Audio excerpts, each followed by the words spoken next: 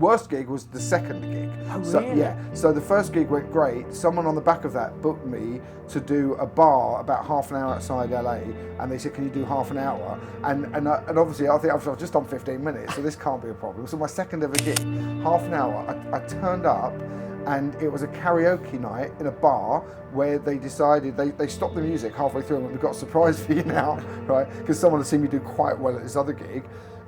And everyone's sitting there, people are sitting there going, "I'll put my name down and do some Sinatra, mate." And I get up, and the half an hour was a lot of me doing things like, "Oh, what about that advert on TV with the, oh, what's that like?" It was an awful death, and I didn't do it again for a couple of years.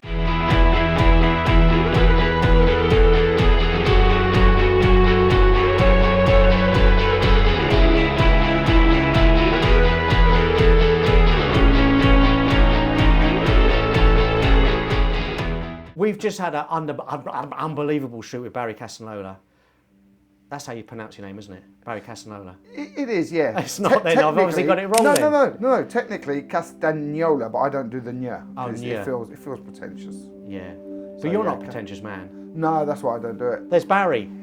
We've just had a photo shoot because you're thinking of going on tour. I'm thinking, but I've got to throw it together really quickly. Yeah. If I do. Yeah. So I thought I'll get the pictures, I'll try and think of a title, and then look at booking some venues and go from there. Because you're at the moment touring with the great, mighty Greg. I am. So what I'm trying to do is piggyback on his success, both in the tour itself at the moment by playing these amazing venues that obviously I wouldn't be able to play myself, but it's nice to walk out to some of these arenas and amazing venues. But also just thinking on the back of that, in a few months' time, of maybe just doing like a little titchy mini tour. Just doing Titchy mini tour. A little I like titchy that. mini tour, yeah. Yeah, I think that's a good idea. And when did you start? Start Comedy, not the tour. Right, But when and why? When and why? When and why? I think, so I'd always done a little bit of acting and drama, and I did like drama in English at university, and then I always sort of veered towards doing more sketchy and comedy stuff at college, university, and then, it must be like 25 years ago now. 25? Yeah. And actually the first ever gig was a couple of years before that. I was living in America at the time. My dad lived out there, and I'd fancied doing it for a while, and I thought, if I do it here, at least I'm 6,000 miles away from home, so if it goes badly, so what?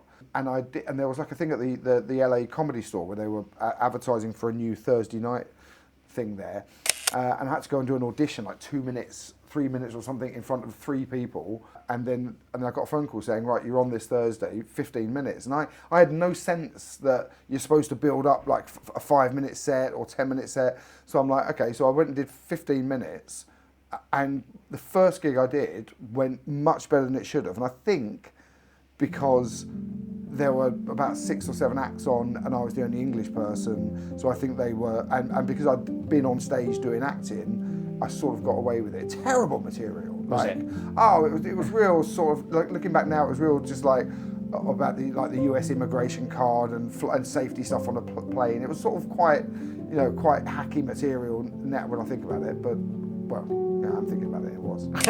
That's very good. And that leads on to the best and worst gig.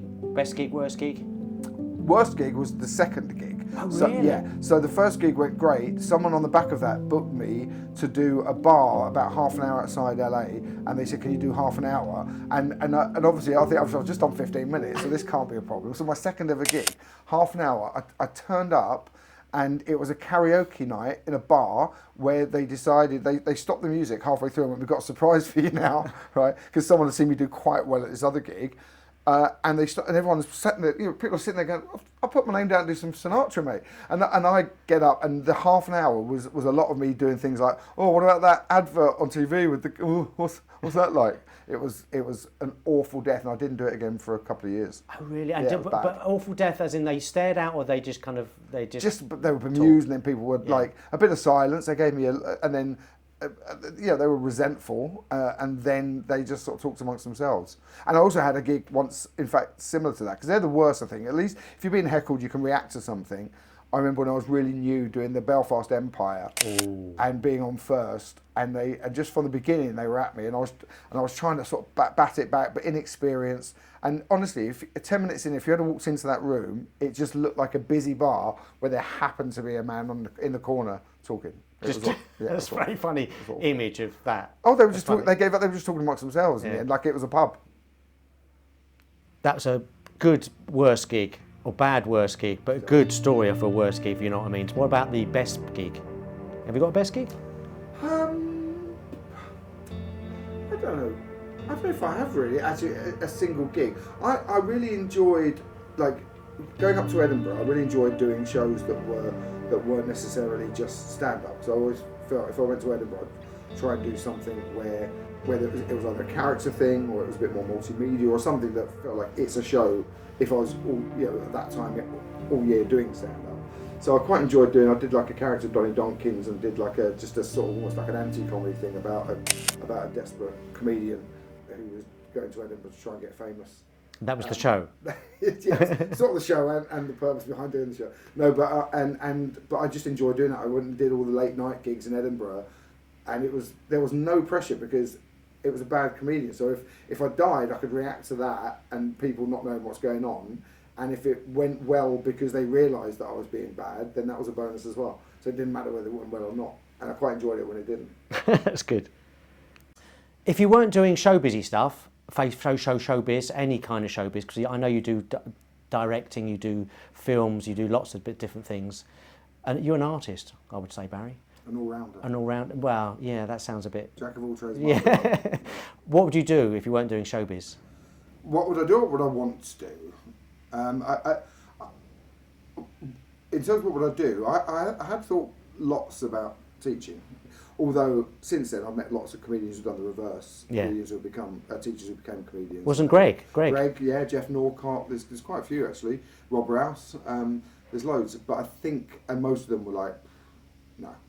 But what about a dream job? If to forget about... Our dream job would have been a footballer, but then... Oh, we had that recently. Andrew Pipe. Remember Andrew Pipe? Yeah. Footballer. There's an awful thing as I got older when you get to an age where you suddenly realise that most players in your team, the team you support, are younger than you, and then you get to the stage where some of the managers are younger, and that's funny. Yeah, I like that. Yeah, but footballer. Yeah, I think so. Or yeah. What team though? Spurs. Oh yeah. Well, actually, not at the moment. No, I actually, me and Simon, my mate Simon, we went to see Fulham Spurs. At Fulham, yeah, 2-1. Yeah. Sorry about that. Yeah, they weren't playing that. They did make me laugh a lot actually because I didn't realise they do this. I've got my glasses on now. Cubits, come and sponsor me. I didn't realise they do this at football, but every time the Fulham sub went on, everybody cheered, and every time they said this is the Tottenham Spurs sub, it went who? Is that a common thing in football? Yeah, sometimes. Yeah. I just made me really laugh because they kept saying whenever they had a substitution for the other team, it was who? It just I found it really funny. It just made me laugh. Fans can be. I mean, Tottenham got to the stage now where the fans were singing to our previous manager, "You're getting sacked in the morning," which is normally reserved for the away fans. But oh really? But the fans do. Yeah, it's pretty toxic right now. But anyway. Yeah. This is about photography to some extent. Well, it is because I've taken photographs of Barry, but I always ask if they've got the favourite photograph. So Barry, have you got a favourite photograph? I was having to think about this because you asked me earlier, and there are two pictures, and they're not iconic sort of man's protester in front of Tiananmen Square or Che Guevara, and you love sort of some of the iconic photos, personal photos. I don't know if does that count? Personal photos? Yeah, totally. I've got two. There's one, and it's me and my brother and my dad. And my dad passed away in 2008. We were very, very close. But there was a picture of us, the three of us, stood at this bar in America doing karaoke, and we're on the microphones. And one because my dad used to love karaoke. A friend of his ran a karaoke thing, and he'd go to the local bars, and he had a reasonably good voice, my dad. But he'd always do Joe Cocker songs, but he'd get too involved, and we used to take the piss. So we'd do the whole like, "What would you do if I sang about you?" Oh, that's karaoke. And he'd really go for like. That's the whole point of karaoke, isn't it? Yeah, it was taken a bit too seriously. And in fact, once he was doing a Beatles song, and my brother always remember this. He was stood on the stage and he's really getting into it, and he was singing "Come Together," and on the line he went, "You can feel his disease." And we were like, That's great. But this is the three of us doing karaoke, and on this particular night, so it's a happy memory anyway. We had a really good laugh. But my brother had never done karaoke before, and he was like, all right, let's go and do one, because we were sort of backing my dad in this picture, and he said, let's go and do a song ourselves. And I was like, really? Because my brother's almost tone deaf. I'm not a great singer by any stretch of the imagination, but my brother's tone deaf. And he went, okay, and he picked out Cameo, Word Up, right? So we go on stage and we're doing the whole word up, and the audience were really enjoying it because we were doing it all silly. And then he's got the bug, and he came up after my brother and went, let's do another one. And I was like, okay. And I said to my dad, right, I'm going to stitch him up. And we go up there when they call us up, and then when he gets the mic, I'm going to run off the stage. So we go up onto the stage, and he's chosen Maxi Priest, I Want to Be Close to You. It's just such a bad song to choose. So he gets on stage, and just as it starts, I walk off stage. He's left on stage, he's like, she was a Jezebel, a Brixton queen, like really out of tune. And the audience are wincing, and he gets to the chorus, and he's like, I just want to be close to you. Like, everyone's like this. And I said to my dad, I better go and help him out. And I get to the stage, and as I put one foot on the stage, my brother suddenly really got into it. He's going, no, I'm all right, mate. Wanna be close. And that was all on this particular night. This picture was taken. That's the picture. That's fantastic. That's a great. I think that's our best picture story we've had. And then the other one is a picture of my fiance and my daughter. It's just such a joyous picture, and we'd gone through IVF for years, and to be honest, we didn't think it was ever going to happen. It was happened quite late in life, as I often joke with Helen. And we said at the time, if it didn't, it was our last embryo. We said if it doesn't work this time, I said we've got to skip a generation and adopt a grandchild because we're getting to that age. But yeah, and this picture is great, and there's so much joy in it. So that's my actual favourite. The other one's got a funny story. Beautiful. That's both of those. It's about photography, but it's all about comedy as well, really, isn't it? So I always ask favourite joke, whether it's your one or someone else's joke, or just a favourite joke. Well, it's not going to be my. Imagine that. Your favourite joke, and I just go, well, there's this one I've been doing recently in my set. Few people would do that. Yeah, of course. I think my favourite joke, there's a few, but I think there's an old pompous man, there's an old rich pompous man, and he's got a young, good-looking wife, but he's having trouble satisfying her in bed. So he goes to the doctor, and the doctor suggests that he gets like a male model or a Chippendale or something, and the doctor advises that he gets this man, and while he's having sex with his wife, he gets this male model to stand in the corner and just swing a towel above his head. So the guy goes on, he goes, okay, Chippendale, he books a Chippendale, pays him a lot of money, like, goes into his bedroom next time he's doing it, he sets the Chippendale up topless in the corner, gives him a towel, starts waving the towel, he gets down to business with his wife, still not happy, his wife's just laying there, no joy, she's not absolutely there's no chance for an orgasm. And Chippendale, he goes, sorry, do you want to swap? Do you want me to have a go? And he's like, oh, go on then. So he goes, okay, let's swap round. So the old man then takes the towel, Chippendale has a go. Suddenly, the woman is just screaming ecstasy, multiple orgasms, and the old pompous man just goes, now that's how you swing a towel. That's very good. I didn't see that coming. I thought, yeah, it's a good reveal, isn't it? Now, actually, that joke, when it was told to me, it was an old Jewish man. It doesn't matter that he's Jewish, but there's a bit of me that suddenly thought, it seems weird because I'm not Jewish, even though I've got a half Jewish sister and an ex-Jewish stepmom. It felt weird me telling it as Jewish because it doesn't matter that he's Jewish. No. So, and Adam Bloom told me that joke. Did he? Who's also not technically Jewish. Isn't he? Well, his dad's Jewish. Oh, his dad's and the mum's line, isn't it? Kind of about who would you tour with, but also maybe your favourite comedian, living or dead, as well. So can we do that into a joint thing?